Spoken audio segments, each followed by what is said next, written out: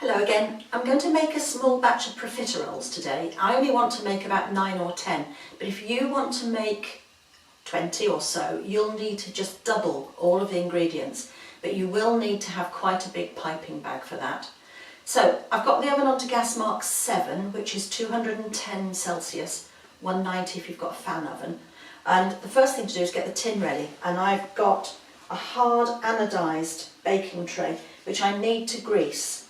So I've got a little bit of margarine on there, and I'm just going to rub that all over to stop them from sticking. Hard anodised is great because they don't warp, you don't get that clang in the oven when the thing twists as you're cooking.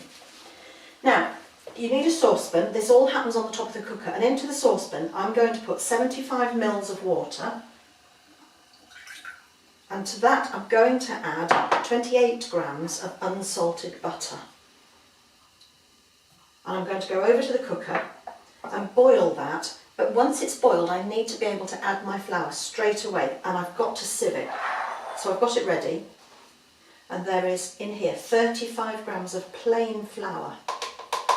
It's not a lot, but I must get that sieved so it's got plenty of air in it, and that all helps the profiteroles to rise. Once we've got those mixed together, we'll come back and put the egg in, but for now it's over to the cooker. Melt the butter into the water and then stir in the flour and beat like crazy. Now this won't take very long, but we want the water to get hot enough to melt the butter, so we melt it slowly and then we get it to boil.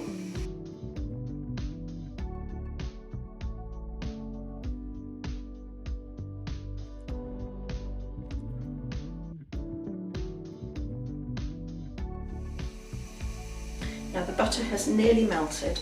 The water's getting quite hot, it's starting to sizzle around the edges, but I want this to be really boiling when the flour goes in. This is choux pastry, and the word choux means cabbage in French because it puffs up and looks like a little round cabbage.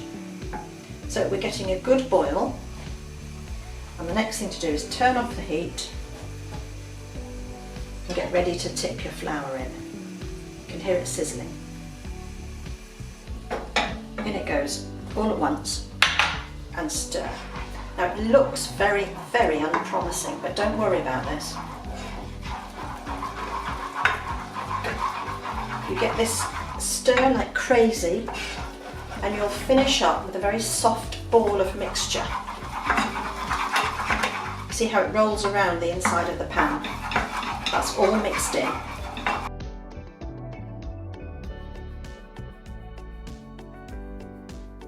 And then we just heat that for another half a minute to a minute, gently, and it just helps to finish it drying out. And you keep heating. On the heat this time, you add the flour with the heat off and stir like crazy, and then you put the heat back on to dry out the mixture a little bit more.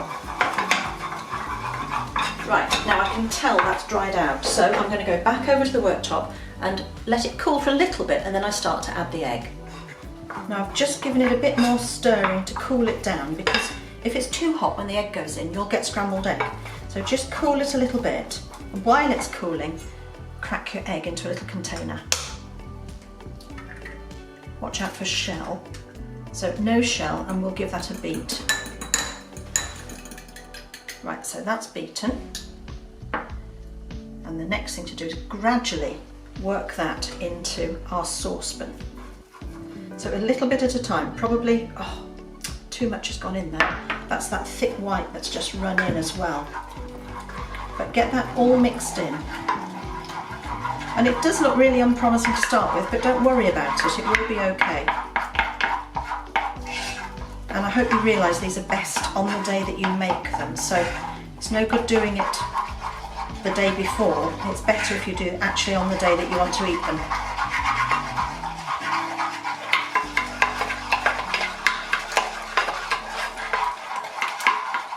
And you have to keep working this until all those sort of little lumps of dough have got blended in and you get a really smooth paste. Then you add the next addition. There it goes. Can you see how that's become more pasty?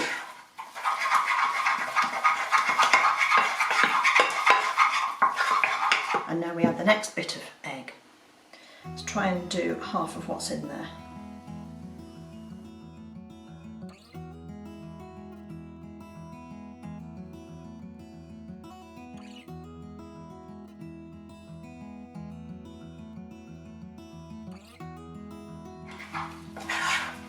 There we are, that's blended in. We've got our paste back and now we put the rest in. And what we should have is really more of a soft paste that we can get into the piping bag and then squeeze gently to create the little blobs, little mounds.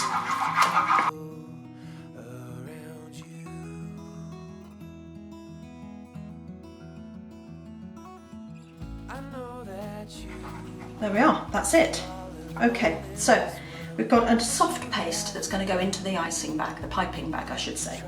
I've stood it in a tall coffee glass thing, a beaker, anything that's as tall as your piping bag would be quite good, just to support it whilst you are getting ready. You need to have a nozzle in the bottom and it just needs to be a sort of 1 centimetre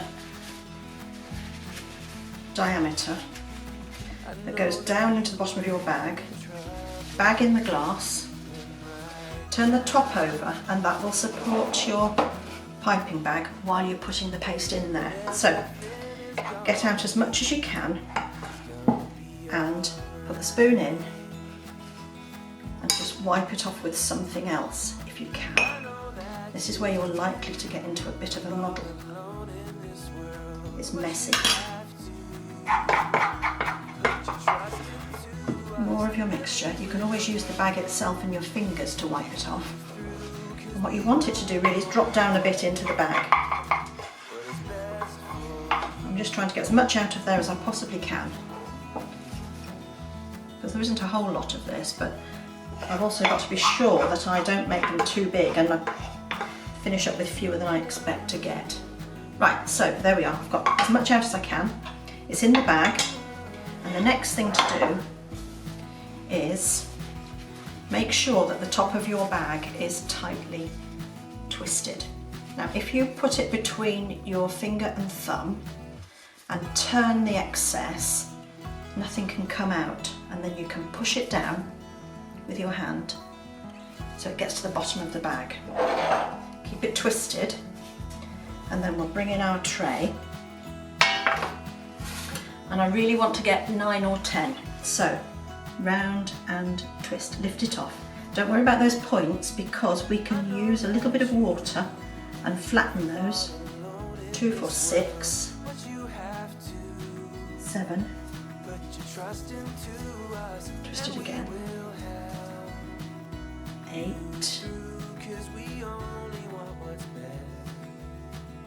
and then I might just get my 9th. Here it comes, it's all stuck in the nozzle. Oh no, that's going to be a tiny one. Okay.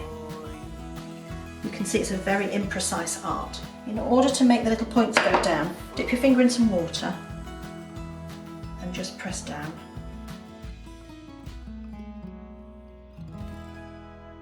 There we are. And then the last thing to do is just sprinkle the tray with some water to create some steam, and then they will rise in the oven. So they need to go in the oven now. Gas mark 7, 210 Celsius, 190 fan for 12 minutes, and then we reduce the temperature to gas mark 5, 190, 170 for another 12 minutes. Now these are going to go in for 12 minutes, fairly near the top or just above the centre. Set your timer, and the next thing we'll do is get the filling sorted out. Now for the filling for our profiteroles, I'm going to cheat a little bit. I'm going to whisk some cream, and for this number I'm going to use 75 mils of double cream, and when it's nice and thick I'm going to stir in some vanilla custard. It's a bit of a cheat, but it tastes nice. It lightens the cream, it makes it less rich, and it's easier than making creme pâtissier. So here we go, little mixer, whisking.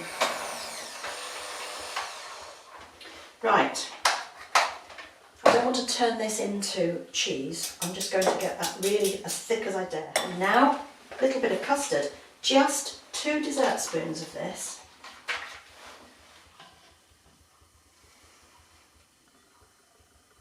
It's It's a bit of a cheat, but it really does taste lovely.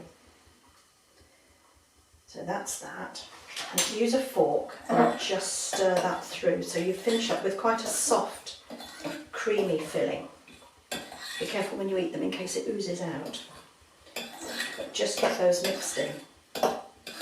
And then this can wait until we're ready to fill them. Okay, that's that. Now the next thing then is the chocolate topping. Now for our chocolate topping, I've got a glass bowl that's resting on top of a little bit of water in a pan. I don't want the bowl to touch the water because it will cook the chocolate. But I've got 50 grams of chocolate pieces to go in here and melt.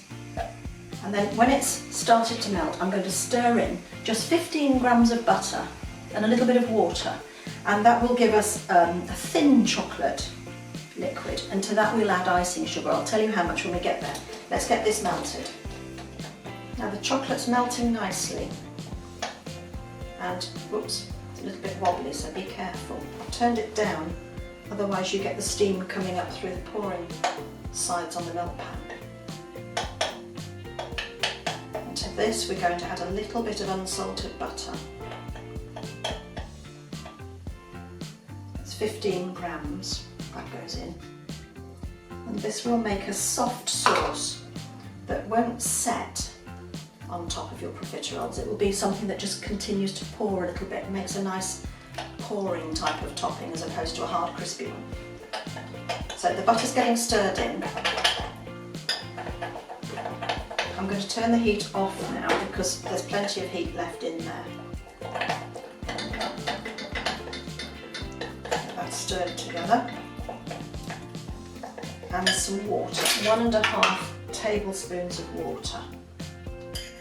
1.5. And blend that in. It looks a bit dodgy at the moment, don't worry. It will all mix in nicely.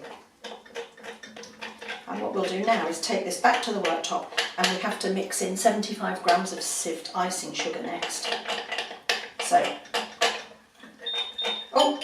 that means that our profiteroles have had their 12 minutes at gas mark 7. Now I'm going to turn it down to gas mark 5, 190, 170 fan, and put it on for another 12 minutes. Okay, so over to the worktop. Be careful because this is hot. Now into our chocolate and butter and water mixture we have to mix our icing sugar. We need to sieve it, and it will be a little bit of a snowstorm. But this will also help to just cool down the chocolate a little bit. If you want to stop halfway, rest it back on the bowl and stir. It looks a bit difficult to mix in to begin with, but it will go. And it's not awfully sweet. It doesn't have an excessively sweet flavour. It's just a bit nicer than chocolate on its own. You could at this point, I suppose, if you wanted to, add a little bit of coffee to this. And finish up with a sort of mocha topping. So, more icing sugar. Don't tip the lumps in, will you? Because the whole point of sieving is to break them up. If you get lumps, push them through. Right, that's that. And hopefully you can see that we're getting a stiffer, thicker chocolate sauce really, which will coat the top of them. And that can just cool as well while we wait for our profiteroles to cook. There we are. That's that done. When they come out, they need to go onto a cooling rack to cool down. We'll cut them open and let the steam out, and then when they're cold, we can fill them and put the topping on. Now the timer has gone, they've had their second 12 minutes, and there they are. Little profiteroles. One very little one. Now they need to come off the baking tray and go onto a cooling rack. You can see they haven't stuck. It's important to grease your tin for this. And very quickly we need to get them opened up to let out any steam so they don't go soggy. Little tiny one. So very hot, be careful. Sharp knife, and if you want to cut them open, you can do that. Can you hear how crispy they are? And you can see the steam coming out. See if you can get it to sit on its side so that that will continue to come out. Work out where to cut. Nice and crusty, out comes the steam.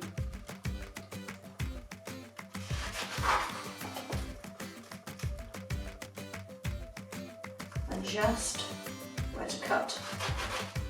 Some people just make a hole, but I think actually it's easier at this stage to cut them. Now they really do need to be eaten today. That's tough, isn't it? And they've got to be cold before we can fill them, so I'm going to have to leave these for quite a while to get cold. You could easily double the quantity and make, well, somewhere between 16 and 20 really, and this little tiny one. It's tricky to actually get them all the same size, it really is. But there we are, so they've got to get absolutely cold. Then we'll put the lovely creamy custardy filling in, and then we'll just dollop some chocolate on the top. Now, the profiteroles are cold, and I'm going to use the back of my hand just to test. I don't want to have any heat in there at all because it will melt the cream. Palm of your hand gets used a lot, so it's not very sensitive. Back of the hand, absolutely cold. So, the profiteroles are still quite crisp, and the next thing to do is put in some of our creamy filling. It's quite soft filling, but it isn't nearly as rich as if you were to use just double cream. And then our chocolate topping,